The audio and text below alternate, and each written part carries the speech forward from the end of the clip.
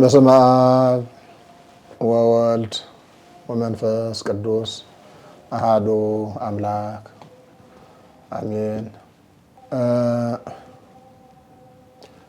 በሀገር ውስጥም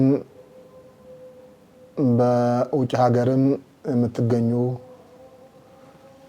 ኢትዮጵያውያንና ኢትዮጵያውያት ሁላችሁ በእግዚአብሔር አምላካችን ቸርነትና ምሕረት አሮጌው ዘመን 2016 ዓመተ ምህረት አልፎ አዲሱ ዘመን 2017 ዓመተ ምህረት ዘመነ ማቴዎስ እየተቀበልን እንገኛለን። እግዚአብሔር አምላካችን ከዚህ ስላደረሰን ሁላችንም እናመሰግነዋለን። እንኳን አደረሳችሁ።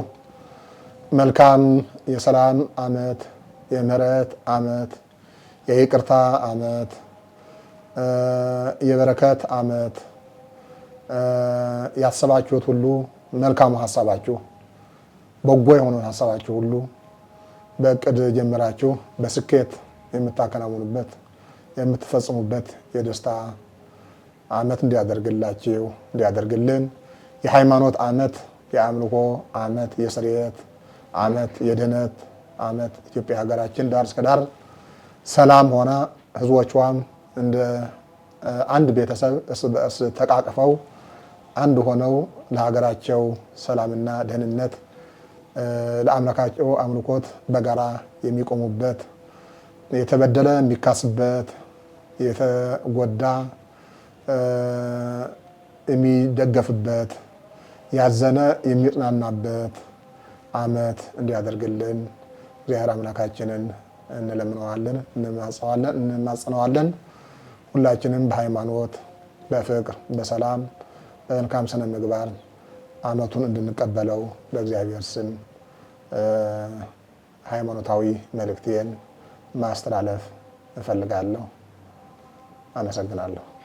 በስመ አብ ወወልድ ወመንፈስ ቅዱስ አሃዱ አምላክ አሜን።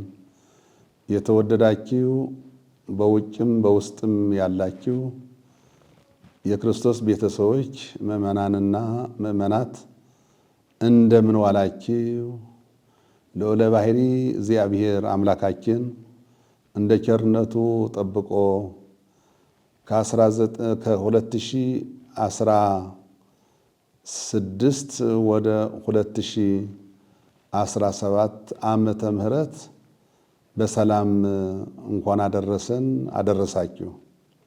የተወደዳችሁ ምእመናን፣ ዘመኑ ያለፈው ዘመን ድንግዝግዝ ያለ ነበር። አሁን ደግሞ እንደዚሁ እንዳንቀጥል እግዚአብሔር አምላካችን ሰላማዊ ዘመን ያድለን። ሰው ሁልጊዜም ይሮጣል፣ ሲሮጥ ይወድቃል፣ ይነሳል።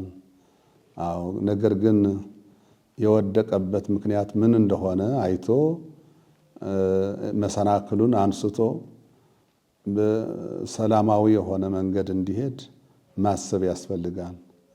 ሁልጊዜም እግር ሁለቱም ከቆመ መውደቅ አይቻልም፣ መሰናክል ቢኖር ነው። ስለዚህ መለስ ብለን መሰናክሉን ብናነሳው መሰናክሉ እኛው ራሳችን ሳንሆን አንቀርም።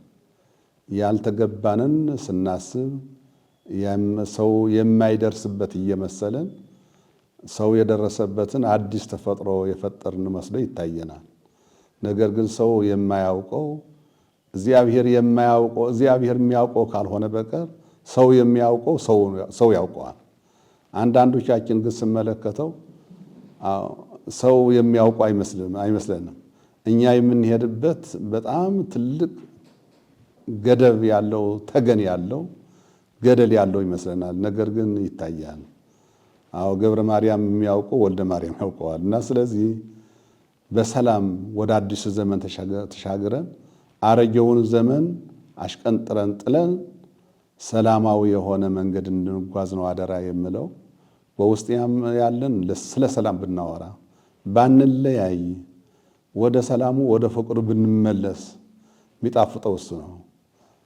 መጣላቱ ፈጽሞ አይጠቅምም። ሰላም ግን ብዙ ያስገኝልናል። ስለዚህ ወደ ሰላሙ እንመለስ።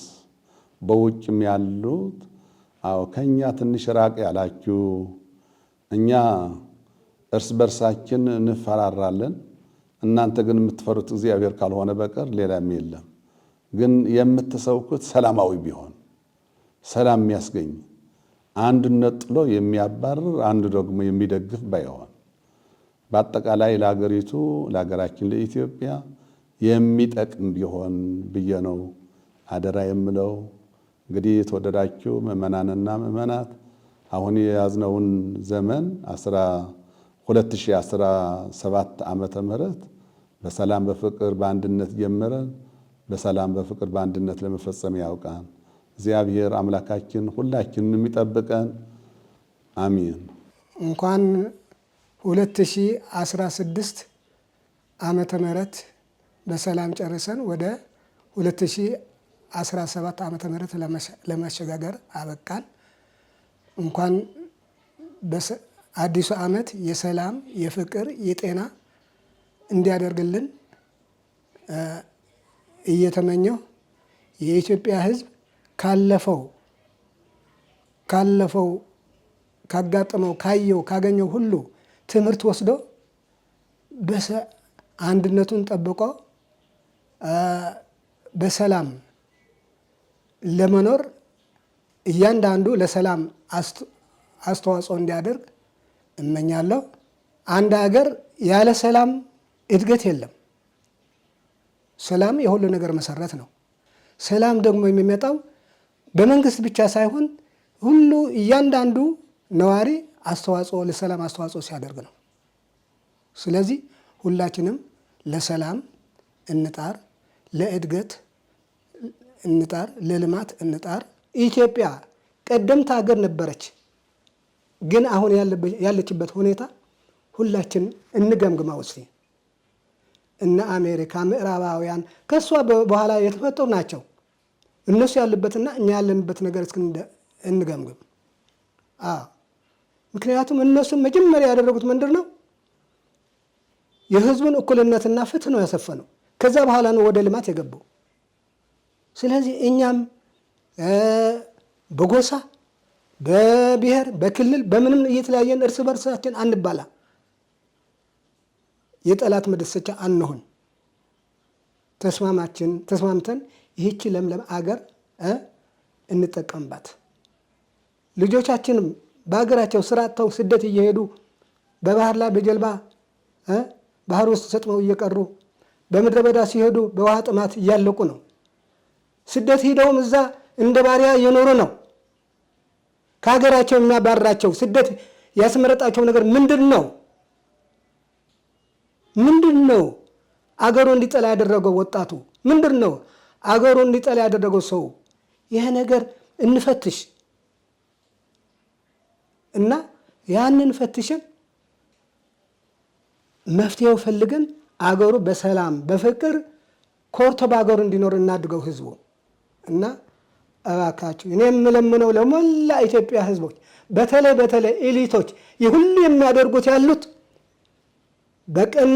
በቀና ይሁን በተዘዋዋሪ መንገድ የሚያደርጉት ያሉት ኤሊቶች ናቸው። እባካችሁ ለህዝቡ ስትሉ ወደ ልባቸው ተመለሱና ለህዝቡ ለአገሩ የሚጠቅም ነገር አስቡ፣ ስሩ። አገሪቷን ይህች ሀገር ከፈረሰች ሁላችን ነው የምንጎዳው። ያ በስልጣን ላይ ያለውን እንደሚጎዳ ማወቅ አለበት። እንዳትፈርስብን፣ ይችን የምትመስል ለምለም ሀገር እንዳትፈርስብን እንጠንቀቅ። ሁላችን በወንድማማችነት እየተያየን አንዱ የአንዱን መብት እየጠበቀ ሰላም ፈጥሮ አገሩን እያለማ ህዝቡ ከስደት ለማዳን መጣር አለበት እና ያለፈው አልፈዋል። ካለፈው ተምረን ለወደፊቱ ፍትህ፣ እኩልነት፣ ነፃነትና ወንድማማችነት የሰፈነባት ኢትዮጵያ ሁላችንም ኢትዮጵያውያን መሆናችን አምነን አንድነታችንን ፈጥረን አገራችን እናልማ፣ ልጆቻችንም ከስደት እናድን። መጪው የሰላም የፍቅር የብልጽግና ጊዜ ያድርግልን። አመሰግናለሁ።